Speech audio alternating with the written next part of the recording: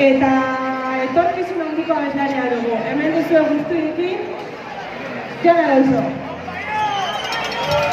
Gabon, Eibar. Bueno, ez dut ezer berririk esango. Gaurtik hasitza eta asteburu guztian ziar Eibar kolorez, dantzaz eta musikaz bete. Ingurukoekin disfrutau eta badakizu Eibarren ambiente ezberdina dakagula, osea, que disfrutau. Gora Eibar eta gora Latostiak!